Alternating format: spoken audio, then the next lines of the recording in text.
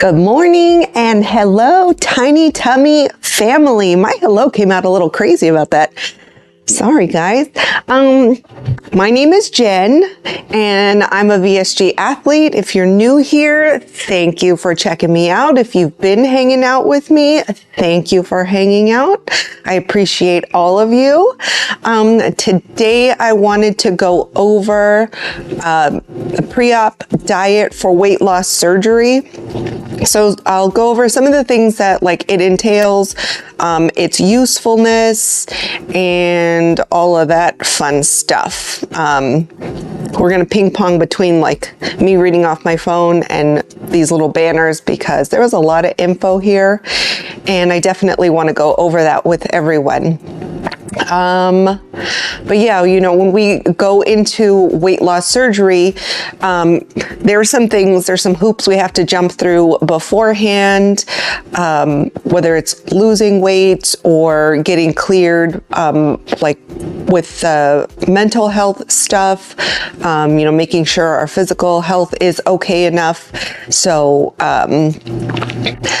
today we're just focusing on the pre-op diet because with that one, there's a certain way we have to eat. It can start 14 days before, it can start 10 days before, it can start 7 days before the surgery. So that's where we're at, but let's go over. Take a break. Move the microphone to the Why? Oh no, we don't want that. We don't want that at all. Is that the side good enough? Because I feel like it's at my throat now. You can really hear it. Glug, glug. That's no good. All right. Well, oh, and she's gone.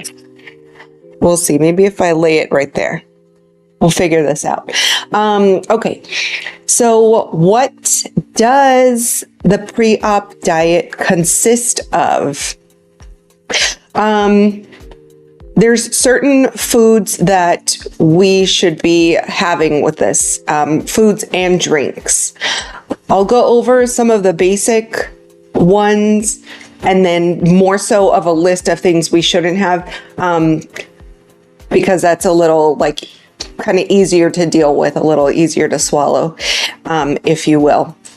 So the things we should be having, it's definitely high protein, low fat, low carb. And I would say, keep it as high a fiber as you can as well, because that's what's going to help you feel fuller longer over time. But yeah, these things, so high protein, low carb, low fat, high fiber stuff. So proteins, you want to do lean proteins like chicken, turkey. If you eat meat, you go that way. There's lamb on the list, 90-10 lean cut beef. So again, the low fat on that one. Pork. You can have eggs, for sure. I'm a vegetarian and I couldn't be vegan because I enjoy eggs and cheese. So eggs were definitely on my list. Fish is a good one. And then of course, all of the vegetables, and most veggies are fine. Fats, when you come to that, you definitely want to have good fats like avocados, nuts, nut butter, chia seeds, flax seeds. Salmon is on there as a healthy fat. Whole eggs, olives, that kind of stuff. So those are the things that are good to have. The things you want to stay away from, which are, kind of a big deal because it's not going to help us in that. No bread, rice, oats, pasta, those kind of starchy carbs. That's just going to sit on us in not a great way. Want to stay away from that. And, sugars. Our bodies are definitely going to change after the surgery, and we got to get this head start on sugars. So stay away from that. And alcohol. Alcohol's a big one. No THC products, none of that stuff. I want to say fun stuff because some people see it as, that's their thing. Okay, but we're going into the surgery and we've got to prep our bodies for it. So, yeah, alcohol, THC products. Those can actually increase your risk of bleeding post-surgery. So, let's do ourselves a favor and pull away from that. Nicotine, same thing. That one you actually want to stop 2 months beforehand, but that's a whole separate thing. So when it comes to don't have your gummies, your edibles, that kind of stuff, these 2 weeks, incorporate more vegetables, healthy fats, and low fat, high protein meats if you eat meat. So yeah, those are things. Generally, we start at 7 to 10 days before surgery. Some people could go a little bit longer. And yeah, 2 or 3 days before surgery. So that's when you go from eating the regular good healthy foods, spinach, all that good stuff, and then a few days right before, you completely go liquid, and you'll have your protein shakes, of course, all your waters and stuff. And that one, it's definitely a mind kind of over matter thing. It can be a struggle because we're used to eating. We have these full-size tummies. Yeah, we've gone through the eating better part for the last, 7 days.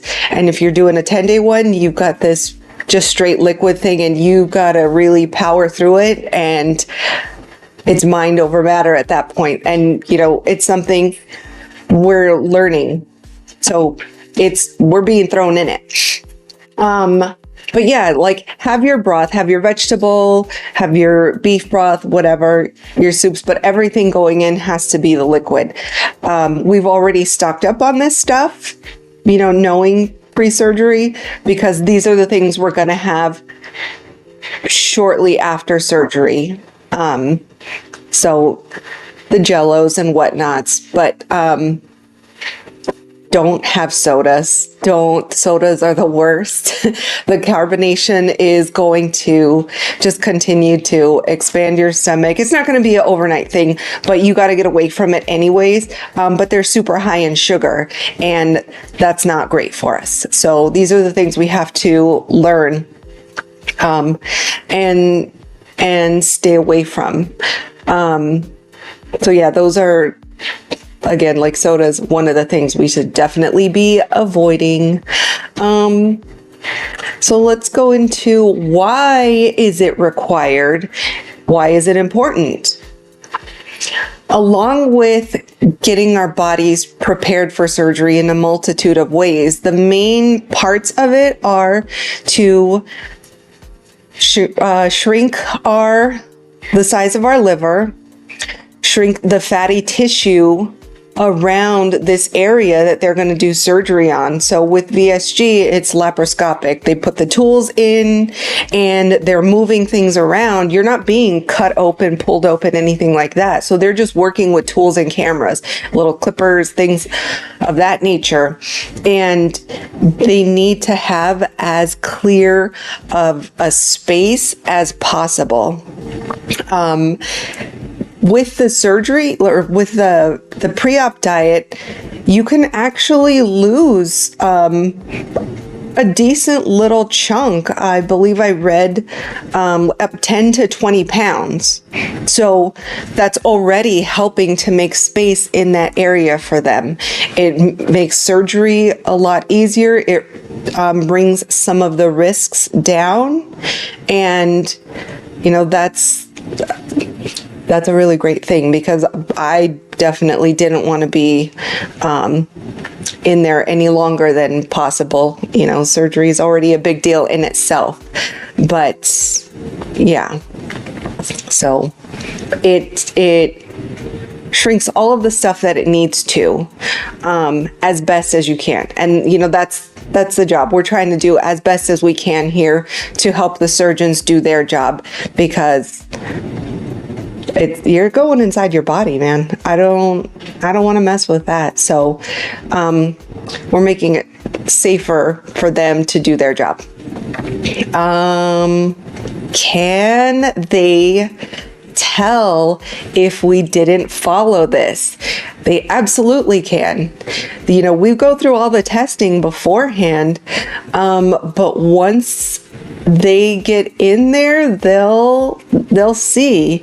And a telltale, like, let's say you think, oh, well, I've had a little snack of something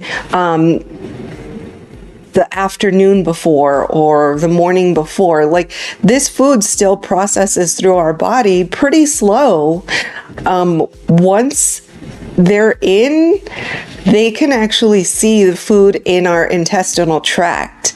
That can cause infection later on post-surgery, that can lead to some issues. But yes, they know, and they'll know if we didn't follow it, because all of the, like, the fatty parts and stuff, it's going to be there. They won't see a shrink in anything, because they've been seeing us all this time up to the surgery point. So they're going to be like, number one, you haven't lost anything. You still have this fatty tissue around there, and it's going to make it harder for them to do the surgery. It's going to take longer. We're going to be under anesthesia longer. And some people don't do well with that. So there can be some problems that come from it. End result is, you know, we want to do our best to help them do their best. But yeah, follow it as good as you can, because nobody wants that. I don't want to be under it that long, and I don't want any issues from it. So I did mine, but I remember like my last meal before going into this diet, and I was like, I had to do like a 10-day one. It wasn't crazy long, but I remember I went and I got like a full-on Mexican meal. I had chili relleno, I had the rice, the beans, the fried ice cream. Like, I went ham, and I was like, this is my last, you know, hurrah. And then after that, I definitely stuck to all of these things, eating my eggs, eating the spinach, eating the protein stuff. And by the time I came to those couple days beforehand, or the 3 days, it wasn't that bad, because you've gone the 7 days of kind of training your body to eat smaller portions, eat more like consistently throughout the day, and it was fine. So it's worth it. It's definitely a big deal to make it happen, because you don't want complications later on. So those are kind of the guidelines, the things that I came across with my surgery, the things that I came across with following, like researching this online. So high protein, low fat, low carb, do it, 10 days, whatever your surgeon or your specialist is telling you. It's there for a reason. It's there to help you out so you're not under anesthesia longer, so you make it easier for them to maneuver, scooting the liver out of the way, getting everything clipped, pulled out to what's needed, and setting yourself up for success in the long term. But yeah, those are some of the things, and I hope you have found some good info in this, just quick info. But yeah, if you are interested in following me, I do appreciate it. I'm on Instagram. You can look under vsgathlete. You'll find me that way, but my little handle on there is Jen_Bailey17. And I'm on Strava as Jen Bailey. So obviously we know both of those are free, but Strava, you can go and see my workouts and things, what's going on. Luckily, this is a taper week, so I don't have to do like big crazy miles. That's exciting, but you know, even when they're big, I get them done nonetheless. So that's been great. There's definitely been a dip in the activity level, and this cold weather is no fun. I'm not a fan of cold. So yeah, I definitely have to incorporate more treadmill action. But I hope you've had an amazing week and go into this weekend having fun. I have a friend that's going to do a 50-miler. Maybe someday I'll get myself up to that. But right now I'm good with 26.2 and half marathons and all that good stuff. So yeah. Thank you so much for hanging out with me. Sorry if I rambled a little bit on this one. I'm going on like 4 hours of sleep, but I had a really good time with my women's group last night and just talking to people, enjoying company and all of that good stuff. So it went real long, and hence this morning. So thank you so much for being here. If you want to like, subscribe, comment, ask your questions. I'm doing my best to try and respond to these as fast as I can when I get the notice on the app. And I appreciate when you guys do the big whether it's a small one or a big paragraph of things. I'm an open book. So put it out there. I will absolutely respond. I did put out a short about why I say like chunky versus fat. That was a little crazy there.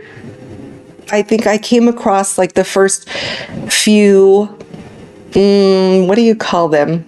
Like the negative Nancy's, and you know, still navigating that. I wasn't sure how to respond to it, and my immediate thing was just to like delete those. And I think going forward, I'm going to leave them on there just to like, so people can see that there are those grouchy ones, those ones that, you know, whether they're on there just to be negative Nancy's or not be supportive or whatever. But there was someone that had said that I was that they consider themselves, they used to consider themselves fat, but they don't anymore, and it's not a big deal to them. And with that, you know, I went on there and explained like my reasoning of like why I made that little short, why I don't see fat as like okay for me. There was definitely some trauma behind it. So, you know, everybody has their own reasonings, but I still think that coming on social media and being so vulnerable is a big deal. But it doesn't necessarily open the door for people to come and be mean or like put that hatred out there. You know, other people saying like, you were a fat ass, or you were fat, or stuff like that. Like, it's just not, that's very like unkind. So there's different ways to approach things, and I'm still navigating that one. But I appreciate all of you who did check it out and support it, and, you know, ask the questions, put your comments in there to better understand. And I think it's great. And I love that. I love that about this community is the majority of us are here to support each other. You know, I'm here to support others in their journey, whether it's like beginning or middle or pre-surgery. I'm all about it, and I will definitely be a cheerleader from afar for you. So thank you so much for all of that, the comments, questions.